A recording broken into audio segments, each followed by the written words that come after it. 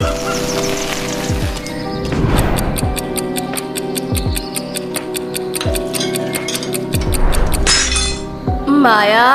अरे ओ माया, ये चाय है या करेले का काढ़ा? तूने क्या कसम खा रखी है कि हर महीने की पहली तारीख से ही दिमाग का सत्यानाश करना है? अरे एक कप चाय भी ठीक से नहीं बनती क्या? रसोई से माया बाहर आती है। उसके हाथ में एक छोटा सा बैग था जो उसने सब्जी के थैले में छुपाया हुआ था। माँ जी, शक्कर तो उतनी ही डाली थी जितनी डॉक्टर ने आपको बोला था। वो क्या है ना, आपकी जुबान ही इतनी कड़वी हो गई है कि अब आपको शहद भी करेला लगता है। वाह, आई बड़ी डॉक्टरनी। जब से इस घर में आई है मेरे बेटे की कमाई पर कुंडली मार के बैठ गई है। आज फिर 100 रुपए गायब है मेरे पर्स से। सच बता, वो लिपस्टिक खरीदी है या मोमोज ठूस लिया छुपके? माँ जी, 100 रुपए की लिपस्टिक नहीं आती और मोमोज खाने के लिए मुझे चोरी करने की जरूरत नहीं है। वो 100 रुपए आपके लाडले भतीजे पिंटू जी ने प्रसाद बोलकर आपकी जेब से निकाले थे, मैंने देखा था। पर आपको तो पिंटू प्यारा, बाकी जग अंधियारा लगता है। खबरदार जो मेरे पिंटू के खिलाफ एक भी शब्द बोला। वो लड़का हीरा है, हीरा। आज नहीं तो कल देखना टाटा बिरला को पीछे छोड़ देगा। और तू बस मेरी छाती पर मूंग दलना। टाटा बिरला का तो पता नहीं, पर इस घर को सड़क पर जरूर ले आएगा आपका हीरा। तभी दरवाजे पर दस्तक होती है। कोई दरवाजा तोड़ने की कोशिश कर रहा था। शांति और माया दोनों चौंक कर दरवाजे की ओर देखती हैं।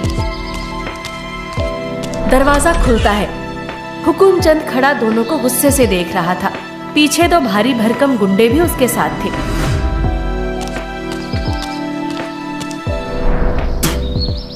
अरे राम राम काकी, क्या बात है?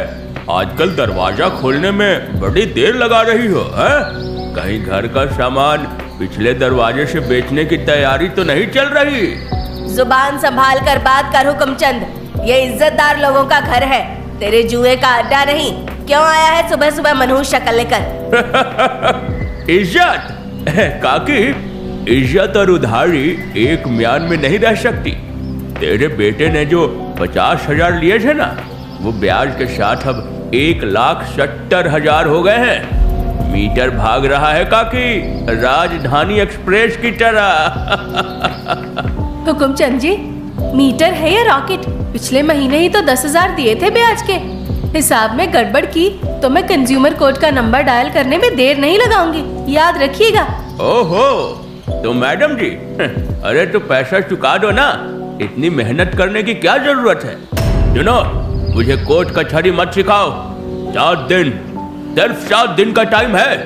या तो पूरे पैसे टेबल पर, या फिर इस घर पर हुकुमचंद निवास का बोर्ड लगेगा। चलता हूँ अभी, लेकिन जल्द ही आऊंगा।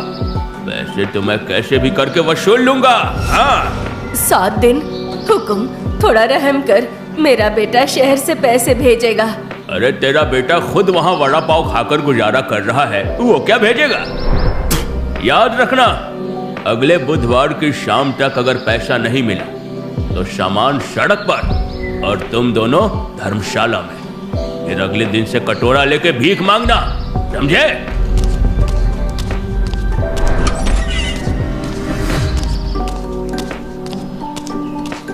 शांति धम से कुर्सी पर बैठ जाती है। उसका चेहरा सफेद पड़ जाता है। माया उसे देखती है। उसके दिमाग में बहुत कुछ चल रहा था। रात का समय था। शांति अपने कमरे में लेटी थी, लेकिन उसे नींद नहीं आ रही थी। माया रसोई में थी, लेकिन खाना नहीं बना रही थी। वो एक डायरी में तेज तेज कुछ लिख रही थी। तभी पिंटू दबे पांव किचन में आता है। अरे भाभी, इतनी रात को क्या हिसाब लगा रही हो? कहीं बुआ जी की तिजोरी का कोड तो क्रैक नहीं कर रही? तिजोरी में अब सिर्फ मकड़ी के जाले बचे हैं पिंटू भैया। कोड क्रैक करके क्या धूल चुराऊंगी? वैसे भी तुम इतनी रात को बिल्ली की तरह दबे पांव क्यों घूम रहे हो? वो पानी पीने आया था, बहुत प्यास लगती है आजकल। भाभी, सुना वो हुकुमचंद धमकी देकर गया है? बहुत बुरा हुआ। काश मेरे पास पैसे होते, लेकिन मेरा वो नया धंधा लॉन्च होने ही वाला है। पिंटू भैया, तुम वो सब छोड़ो, किचन पे ध्यान दो। मुझे एक बिजनेस करना है और मुझे एक पार्टनर चाहिए जो मुंह बंद रखे और काम तेज कर सके। बिजनेस? कैसा बिजनेस? बुआ को पता है? माँ जी को पता चला तो महाभारत हो जाएगी। उन्हें तो लगता है बहुएं सिर्फ चार दीवारी में अच्छी लगती हैं, लेकिन हमें घर बचाना है। मेरे पास एक प्लान है, Maya's miracle noodles. Noodles? Chow mein? भाभी तुम तो पढ़ी लिखी हो, अब ये ठेला वाला काम? ठेले वाला काम ही आजकल बंगले बनाता है भैया। बस शर्त ये है, माँ जी को भनक नहीं लगनी चाहिए। प्रॉफिट 60-40, 60 मेरा 40 तुम्हारा। लेकिन अगर तुमने ठेला लगाया तो किसी भी गांव वाले से माँ जी को पक्का पता चल जाएगा और सारा प्लान। अरे तुम फिक्र क्यों करती हो, मेरे पास एक मस्त प्लान है। अरे तो जल्दी बताना। इस गांव से ठीक 18 किलोमीटर दूर एक दूसरा गांव है। चाउमीन का ठेला हम वहां लगाएंगे। वो सब तुम मुझ पे छोड़ दो, लेकिन एक बात पहले ही तय हो जानी चाहिए। अरे अब क्या, जल्दी बोल। 50-50। और दुकान पर मैं नहीं बैठूंगा, मैं सिर्फ सामान ला के दे दूंगा, बाकी सब तुम्हें करना होगा। ठीक है, 50-50। लेकिन पहले मुझे घर से निकलने का बहाना चाहिए, और वो बहाना तुम तैयार करोगी। अगले दिन दोपहर का समय था। शांति देवी गुस्से में बैठी थी और पिंटू उनके पैर दबा रहा था। बुआ जी, आप नाहा की भाभी पर गुस्सा करती हो। बेचारी का मन बहुत अशांत है। कल रात रो रही थी कि घर पर मुसीबत आई है, भगवान की शरण में जाना चाहिए। रो रही थी, मगर मेरे सामने तो शेरनी बनी रहती है। अरे वो ऊपर से सख्त है, अंदर से तो मोम है मोम। कह रही थी कि मोहल्ले के मंदिर में नए स्वामी 400 बिसानंद आए हैं। उनका सत्संग सुनने से घर के संकट कट जाते हैं, रोज दोपहर 2 से 5 बजे तक। तभी माया वहाँ आती है, सिर पर लंबा घूंघट और हाथ में एक पूजा की थाली। चेहरा इतना मासूम बनाया था जैसे अभी गंगा स्नान करके आई हो। माँ जी, क्या मैं सत्संग जा सकती हूँ? शायद भगवान कोई रास्ता दिखा दे। अरे बहू, तू ठीक तो है ना? अचानक तुझे क्या हो गया? आज तक तो तुझे ऐसे कभी नहीं देखा। यही तो माया है बाबा के सत्संग का। जी माँ जी, हाँ ठीक है, जा। वैसे भी घर में रहकर तू मेरा बीपी ही बढ़ाती है। कम से कम 3 घंटे शांति तो रहेगी। लेकिन सुन, अगर किसी पड़ोसी से बात की या इधर उधर मुंह मारा तो टांगे तोड़ दूंगी। जी माँ जी, मेरा मुंह सिर्फ हरि कीर्तन में खुलेगा। बड़ी आई मुझे सिखाने वाली। दोनों बाइक पे निकल पड़ते हैं। अगले मोड़ पे ही मोड़ मुड़ते ही माया का घूंघट हटता है।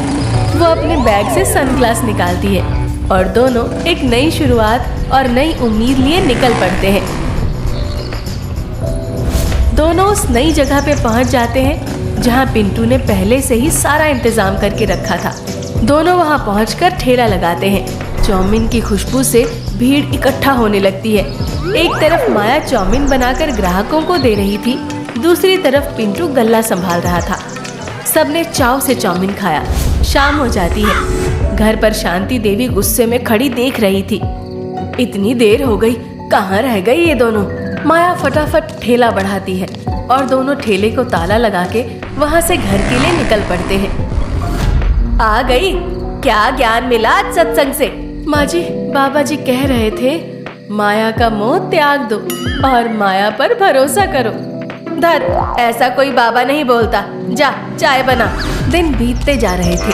5 दिन गुजर गए। माया ने अच्छी कमाई कर ली थी। पिंटू भी ईमानदारी से उसका हाथ बटा रहा था। 6ठा दिन था। हुकुमचंद की वसूली से 1 दिन पहले शांति देवी अपने कमरे में अचानक से चीखती है, हाय मैं लुट गई, बर्बाद हो गई, मेरा हार, मेरे खानदान की आखिरी निशानी। माया और पिंटू दौड़कर कमरे में आते हैं। शांति अलमारी के सामने बैठकर छाती पीट रही थी। अरे क्या हुआ बुआ जी? मेरा सोने का हार गायब है। अभी सुबह तो यही रखा था, इसी ने लिया होगा। यही रोज सत्संग के नाम पर बैग भर के जाती है। आज मैं इसकी तलाशी लूंगी। माँ जी, इल्जाम लगाने से पहले सोच लीजिए। अगर हार मेरे पास नहीं मिला तो आपको मुझसे माफी मांगनी होगी। माफी? अगर हार नहीं मिला तो मैं घर छोड़ दूंगी। पिंटू, पुलिस को बुला। अरे बुआ जी, पुलिस रहने दो, घर की बात है। भाभी, अगर तुमने लिया है तो दे दो, मैं बुआ को समझा लूंगा। मैंने नहीं लिया और पुलिस को बुलाने की जरूरत नहीं है। मुझे लगता है घर में कोई आस्तीन का सांप है। मैं खुद पता लगाऊंगी। तू क्या जासूस है? 24 घंटे का समय है। अगर हार नहीं मिला तो मैं तेरी जान ले लूंगी। चोरी से ठीक 2 दिन बाद रात का समय था। माया दुकान के बाद लौटी थी। पिंटू घर पर ही था और बहुत टेंशन में था। वो पिंटू के पास जाती है। पिंटू भैया, कल दुकान तुम संभाल लेना। मुझे उस हार को बेचने के लिए सुनार के पास जाना है। क्या हार तुम्हारे पास है? हाँ, वो मैंने ही लिया था। हुकुमचंद का कर्जा चुकाना है ना, लेकिन मुझे डर लग रहा है। शहर वाला सुनार बहुत शातिर है। तुम तो बिजनेस जानते हो, क्या तुम उसे बेच आओगे? अरे भाभी, ये तो गलत है, लेकिन घर बचाने के लिए ठीक है। लाओ, दे दो, मुझे दो। मेरे पास नहीं है, उसे मैंने खुफिया जगह रखा है। वो मैं तुम्हें कल बताऊंगी कि कहाँ और कब पहुँचना है। तुम कल रात बाहर ही रहना। ठीक है। अगली रात ठीक 9:30 बजे माया पिंटू को कॉल करती है।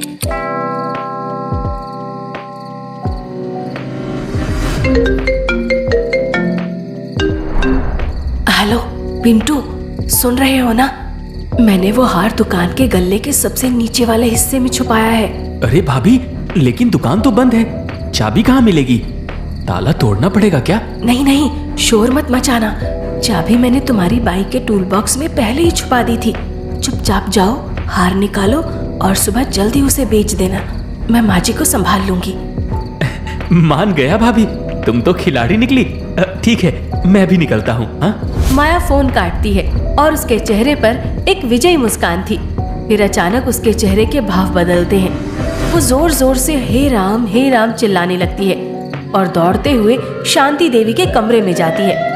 शांति देवी अपनी पलंग पर लेटी थी। तभी माया आंधी की तरह कमरे में घुसती है। माँ जी, जल्दी उठिए, चमत्कार हो गया। क्या हुआ? घर में आग लग गई क्या? क्यों चिल्ला रही है? आग नहीं माँ जी, बाबा, अभी स्वामी 420 आनंद जी का फोन आया था।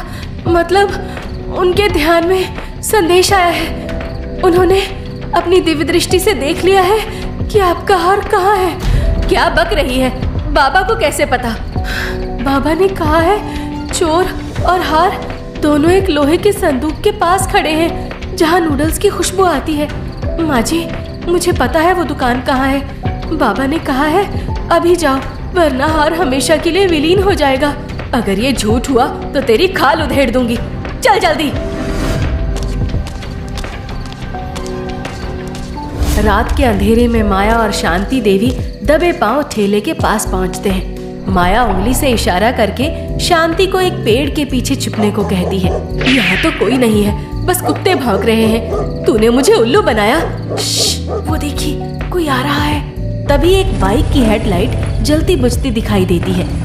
बाइक रुकती है और पिंटू हेलमेट उतारकर इधर उधर देखता है। वो जल्दी से टूल बॉक्स से चाबी निकालता है और ठेले के दराज की तरफ बढ़ता है। शांति देवी की आंखें फटी की फटी रह जाती हैं। ये तो पिंटू है।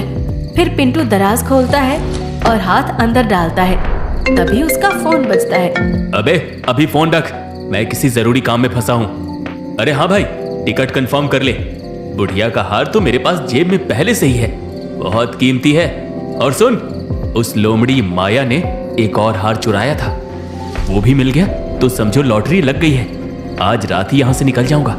फिर ये बुढ़िया और वो माया दोनों सड़क पर कटोरा लेकर बैठे, मुझे क्या। ये सुनते ही शांति देवी का चेहरा गुस्से से तमतमाकर लाल हो जाता है। उनसे अब रुका नहीं जाता। वो शेरनी की तरह पेड़ के पीछे से दहाड़ते हुए निकलती हैं। पिंटू, हरामखोर! पिंटू के हाथ से फोन गिर जाता है। वो पीछे मुड़ता है। शांति देवी बिजली की गति से आगे बढ़ती हैं और अपनी चप्पल निकालकर सीधे पिंटू पर बरसाना शुरू कर देती हैं। अबे पिंटू टिट्टे कहीं के, तू तो आस्तीन का सांप निकला रे। मैंने तुझे अपना बेटा समझा और तू मुझे ही डसने चला था। बुढ़िया बोलेगा मुझे, सड़क पर कटोरा दिलवाएगा। अब बुआ जी, अरे मेरी बात तो सुनो, ये गलत फहमी है। रहने दे पिंटू, अब कौन सी फिल्म की कहानी सुनाएगा? तुम लोग यहाँ कैसे? बुआ जी, ये सब भाभी की चाल है। ये दुकान, ये सत्संग नहीं है, ये दुकान चलाती है। इसने खानदान की नाक कटवा दी। कितना कमाया? इतना कि हुकुमचंद का मुंह बंद हो जाए और आपका बीपी नॉर्मल रहे। मेरी बहू दुकान चलाए या जहाज उड़ाए, पैसा तो घर में आ रहा है, लेकिन तूने तो घर की नींव खोद दी। आज तुझे मैं ऐसा फ्राइड राइस बनाऊंगी कि तू अपनी शक्ल भूल जाएगा। शांति पिंटू को दौड़ाते हुए गांव के बीचों बीच ले जाती है। पिंटू आगे आगे, शांति देवी कड़छी लेकर पीछे पीछे, और पिंटू को पकड़ने के बाद उसकी जम के धुलाई करती है। अरे अरे अरे रुक जाओ, अरे अब मार ही डालेंगे क्या? अरे मेरी कमर। लेकिन माया, तुझे कैसे पता चला कि हार तुमने चुराया है? मैंने तो वो तो मैं। झूठ बोलना बंद कर पिंटू, खेल खत्म हो चुका है। लेकिन भाभी, तुमने तो कहा था कि दूसरा हार दराज में है। पिंटू जमीन पर गिरे उस डिब्बे को उठाता है और उसे दराज से निकालता है। वो उसे खोलता है। अंदर हार नहीं, बल्कि एक कागज का टुकड़ा था जिस पर बड़े अक्षरों में लिखा था दी एंड। ये क्या है? हार कहाँ है? हार वहाँ कभी था ही नहीं पिंटू भैया, वो तो सिर्फ चूहे को पिंजरे में बुलाने के लिए पनीर का टुकड़ा था। माया, तुझे कैसे पता चला कि असली चोर यही नामुराद है? हुकुमचंद जब धमकी देने आया तो पिंटू ने कहा था, काश मेरे पास पैसे होते, मेरा नया धंधा लॉन्च होने वाला है। तेरे पास नया धंधा शुरू करने के पैसे कहाँ से आने वाले थे? जाहिर है चोरी से। और नंबर 2, जब मैंने इनसे झूठ बोला कि मैंने हार चुराया है और मुझे बेचना है, तो कोई भी शरीफ आदमी होता तो मना करता या आपको बताता। लेकिन पिंटू की आंखों में चमक आ गई। ये तैयार हो गए ताकि वो हार भी हड़प सके। हाय रे मेरी फूटी किस्मत, जिसे हीरा समझा वो कोयला भी नहीं निकला। अरे बुआ जी माफ कर दो बुआ जी, लालच में अकल पर पत्थर पड़ गए थे। वो मैं हार वापस कर दूंगा। हाँ, कसम से, पुलिस को मत बुलाना। माँ जी, हार तो इसकी जेब में ही है, जैसा इसने फोन पर अपने दोस्त को बताया। निकालिए। शांति देवी झुककर पिंटू की जेब से अपना कीमती हार निकालती हैं। उनकी आंखों में पहली बार माया के लिए नफरत की जगह हल्की सी प्यारी सी मुस्कान दिखाई देती है। तूने मेरा घर लुटने से बचा लिया, मगर ज्यादा हवा में मत उड़ना, चाय अभी भी कड़वी ही बनाती है तू। जी माँ जी, अब चलिए, कल सुबह दुकान भी खोलनी है और इस लिट्टे से बर्तन भी मंजवाने हैं। कर्ज भी तो चुकाना है हुकुमचंद का। शांति देवी पिंटू का कान पकड़कर उसे उठाती हैं। चल रे लाट साहब, आज तेरी ऐसी आरती उतारूंगी कि तेरी 7 पुश्तें याद रखेंगी।